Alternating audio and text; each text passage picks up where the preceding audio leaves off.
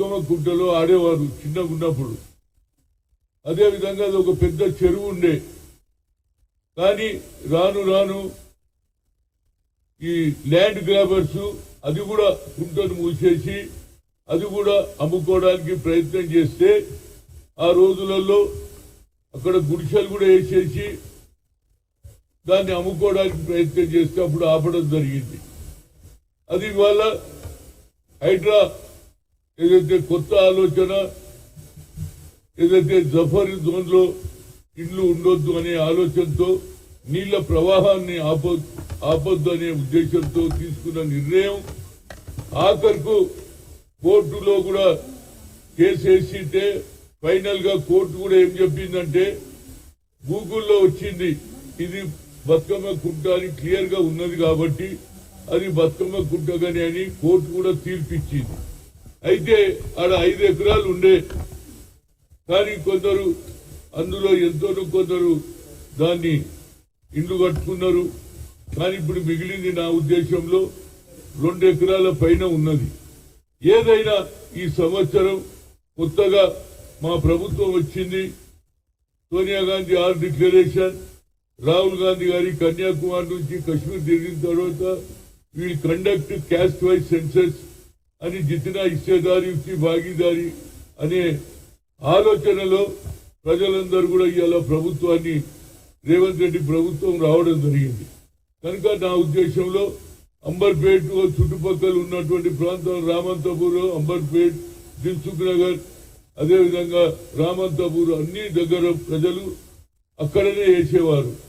ఈసారి నేను కమిషనర్ గారిని కలిసిన అమర్పాలి గారిని, సార్ ఇది మేడం ఇది బతుకమ్మ కుంటనే, కానీ ఈసారి కొత్తగా వచ్చిన ప్రభుత్వంలో బతుకమ్మ కుంటలో మా అక్కలు మా చెల్లెండ్లు అందరు కూడా మా పెద్దమ్మలు ఆడాలని ఉన్నది. కానీ ఇంతకుముందు గత 10-15 ఏళ్ల నుంచి డ్రమ్స్ లోనే వేస్తున్నాం బతుకమ్మని తీసుకొని. ఈసారి ఇమీడియట్ గా మీరు చేసే చర్య ఏంటంటే మొన్న హుస్సేన్ సాగర్ దగ్గర కూడా ట్యాంక్ బండ్ దగ్గర కూడా కొన్ని వేరే ఏవైతే గణేష్ విగ్రహాలు వేయడానికి ఒక కొత్త పాండ్స్ కట్టారు. 2-3 పాండ్స్ కట్టండి, అందులో నీళ్లు వేస్తే తప్పనిసరిగా మా అక్క చెల్లెండ్లందరూ కూడా ఈసారి కొత్తగా వచ్చిన ప్రభుత్వం బతుకమ్మ కుంటలోనే ఈనాడు బతుకమ్మలు వేసేదానికి అవకాశం కల్పించాలన్నాను. వారికి లెటర్ కూడా ఇచ్చినాను. ఆ మిగిలిన భూమి సర్వే చేసిండ్రు, ఏదైతే మున్సిపల్ అథారిటీ చేశారు, ఎంఆర్ఓ కూడా దాన్ని సర్వే చేసి మిగిలిన ఎంత భూమిలో ఉన్నదో అక్కడ మీరు పాండ్స్ కట్టాలి, నీళ్లుంటే మా అక్క చెల్లెళ్ళందరూ కూడా చేస్తారు. ఈసారి బతుకమ్మ పండుగకు దసరాలో ఒక రోజు ముందు సద్దల బతుకమ్మ అని ఉంటుంది. ఆ బతుకమ్మ రోజు అందరు ఇళ్ల దగ్గర బతుకమ్మ ఆడి లాస్ట్ లో బతుకమ్మ కుంటలోనే ఈ బతుకమ్మ వేసేదానికి అవకాశం కల్పించాలన్నది ఆమె తప్పనిసరిగా చేస్తా అని చెప్పింది. ఎందుకంటే ఈసారి మాత్రం పాండ్స్ వచ్చే సంవత్సరం దాన్ని పక్కగా ఒక లేక్ తయారు చేయాల్సిన బాధ్యత కార్పొరేషన్ ఉన్నది. ఎందుకంటే ఇమీడియట్ గా అవన్నీ చేయలేరు కాబట్టి పాండ్స్ చేయమన్నారు. ఏదైతే గణపతి ట్యాంక్ బోర్డులో చేసినట్టు పెద్ద గణపతులు అక్కడేశారు, చిన్న గణపతులు ఇక్కడేశారు. కాబట్టి అదే విధంగా బతుకమ్మ గుడ్డలో ఈ పాండ్స్ తయారు చేసేస్తే ఆ బతుకమ్మలను అందులో వేస్తారు. దాని తర్వాత మా చెల్లెండ్లు అక్కలు కూడా తృప్తిగా అరే ఎన్నో ఏండ్ల తర్వాత బతుకమ్మ పండుగలు బతుకమ్మ కుంటలో మేము వేశాం అని వారికి సంతృప్తి ఉంటుంది.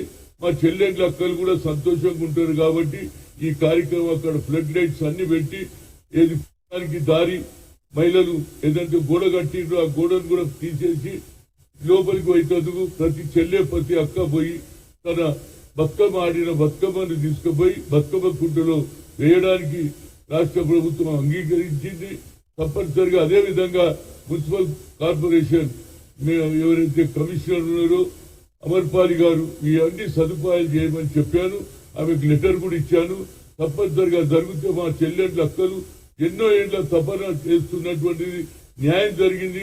రేవంత్ రెడ్డి గారు రావడంతో గతంలో బతుకమ్మ పండుగ అన్నారు, కానీ బతుకమ్మ కుంటను మర్చిపోయారు. ఈసారి ఆ బతుకమ్మ కుంటలోనే గత ప్రభుత్వం బతుకమ్మ అన్నారు, కానీ బతుకమ్మ కుంటలో చేసే అవకాశం రాలేదు.